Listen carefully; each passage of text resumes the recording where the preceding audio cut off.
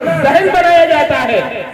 ایک بہت بڑے اللہ والی نے فرمایا تھا کہ کالج میں نہ جاؤ چاہے تمہارے اوپر فالج گر جائے، فالج گرے گی تو جسمانی کم سے کم تکلیف ہوگی، لیکن کالج میں جا کر کے جو ایمان چلا جائے گا، دین چلا جائے گا، وہ تمہاری پوری موت ہو جائے گی۔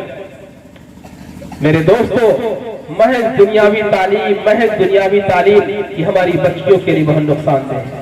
آپ دنیاوی تعلیم دیجئے، بچیوں کو ڈاکٹر بنائیے، ضرورت ہے معاشرے کی۔ اگر آپ نہیں بنائیں گے اپنی بچیوں کو ڈاکٹر، ہمارے گھر میں عورتیں بیمار ہوگی، ہم لے کے کہاں جائیں گے؟ ان کے پاس جائیں گے، وہ جیسا چاہیں گے ہماری ماں بہنوں کے جسموں کے ساتھ کھلواڑ کریں گے۔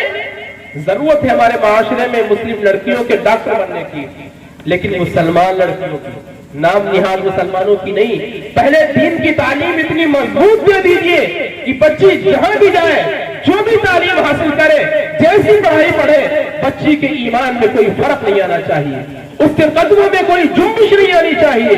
آپ تعلیم دیجئے شوق سے، لیکن میرے دوستوں، تعلیم کے نام پر جو ہمارے یہاں کھلواڑ ہو رہا ہے، وہ کھلواڑ ہم کو اس حد تک پہنچا رہا ہے کہ آج ہماری بچیاں ان کے ساتھ میں جا رہی ہیں۔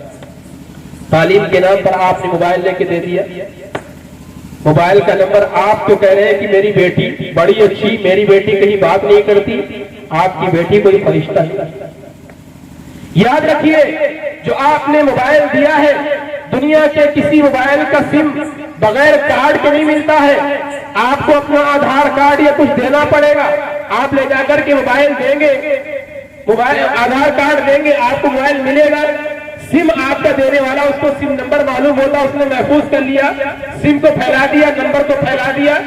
اب لوگ آہستہ آہستہ رابطوں میں آتے ہیں، ان کی پوری پلاننگ ہے، جو لڑکیوں کے نمبرات ہیں وہ نمبرات لے کر کے آہستہ آہستہ رابطہ کرتے ہیں، اور آہستہ آہستہ وہ دن آتا ہے کہ ہماری لڑکیاں ان کے چنگل میں پھنس جاتی ہیں۔ اس لیے کسی لڑکی کو موبائل ہرگز مت دیا جائے۔ جو تعلیم ہے، جو ساری چیزیں ہیں، آپ اپنے طور پر رکھ کر کے اس کی ضروریات کو پورا کریں۔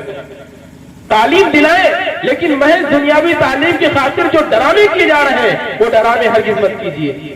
تو دوسری وجہ جو ہماری مسلمان بچیاں غیر مسلموں کے ساتھ میں جا رہی ہیں، وہ ہے محض دنیاوی تعلیم۔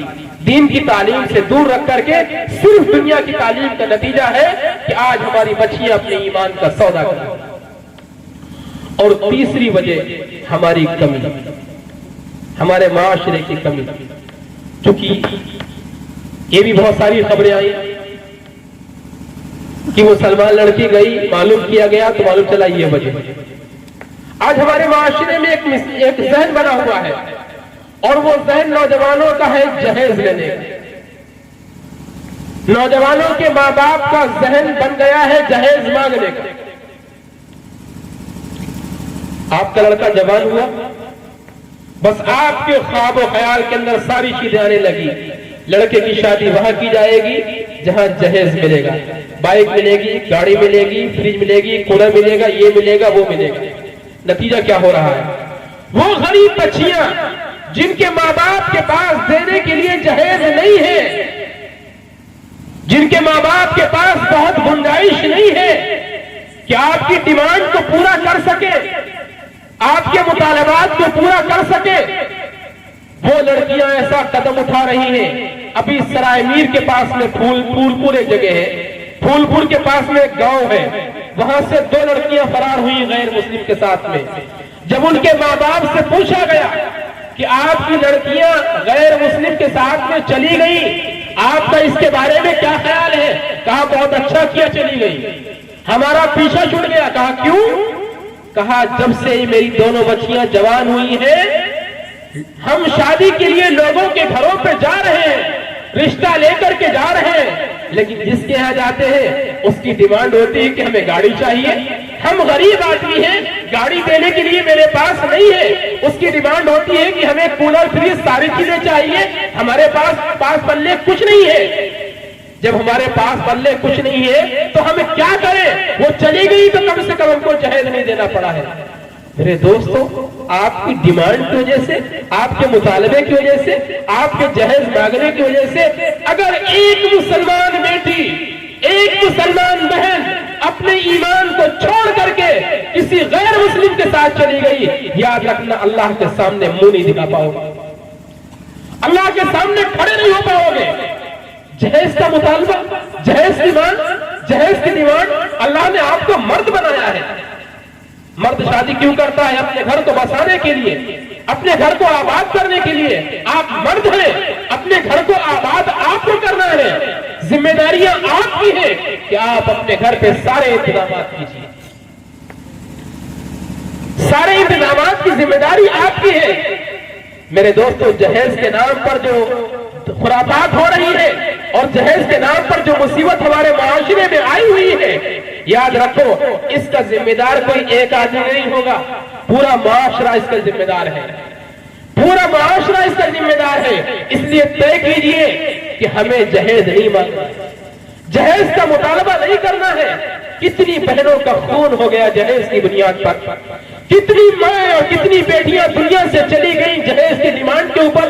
آپ کو خبر بھی ہے، آپ نے ایک واقعہ سنا ہوگا، ایک لڑکی گجرات کی ابھی حال کے اندر ہی، کیا نام تھا اس کا، عائشہ، اس کی شادی ہوئی، شوہر نے ڈیمانڈ کی جہیز چاہیے، باپ نے ایک مرتبہ دیا، دوبارہ پھر ڈیمانڈ کی، باپ نے دوبارہ دیا، تیسری بار پھر ڈیمانڈ ہوئی، باپ نے منع کر دیا کہ میرے پاس نہیں ہے۔ شوہر اصرار کرنے لگا کہ نہیں مجھے چاہیے، مجھے جہیز چاہیے۔ وہ جہیز کا پجاری تھا۔ لڑکی نے باقاعدہ ویڈیو بنا کر کے وائرل کیا، ندی میں چھلانگ لگا دی، اپنی زندگی کو گنوا دیا، چلی گئی۔ نہ جانے کتنی عائشہ، کتنی فاطمہ، کتنی سمیہ، کتنی رقیہ اس دنیا سے جا رہی ہے صرف اس بنیاد پر کہ ان کے ماں باپ کے پاس تمہاری ڈیمانڈ پورے کرنے کے لیے جہیز ہے، ان کے پاس پیسہ نہیں ہے۔ آپ کیا سمجھتے ہیں جب کسی غریب کے گھر میں کوئی بچی جوان ہوتی ہے، اس کے ماں باپ کے دل کو پکڑ کے دیکھیے، اس کے ماں باپ کے دل کو ٹٹول کے دیکھیے، اسے رات میں نیند نہیں آتی ہے، اسے دن میں سکون نہیں ملتا ہے۔ بچی جوانی کی دہلیز پہ قدم رکھ چکی ہے، باپ دیکھتا ہے، بظاہر وہ ہنستا ہے لیکن اندر سے پورا ٹوٹا ہوا ہوتا ہے۔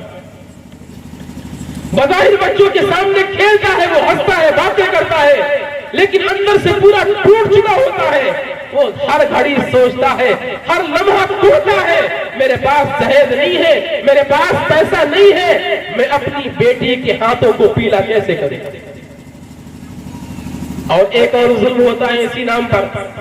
اللہ نے آپ کو حیثیت دی ہے، آپ کے پاس سب کچھ ہے، دینے کے لیے ساری چیزیں ہیں، آپ اپنی بیٹی کی شادی کر رہے ہیں، آپ نے بیٹی کی شادی میں جہیز لا کر کے اپنے دروازے پر سجا دیا، پوری گلی کو بھر دیا۔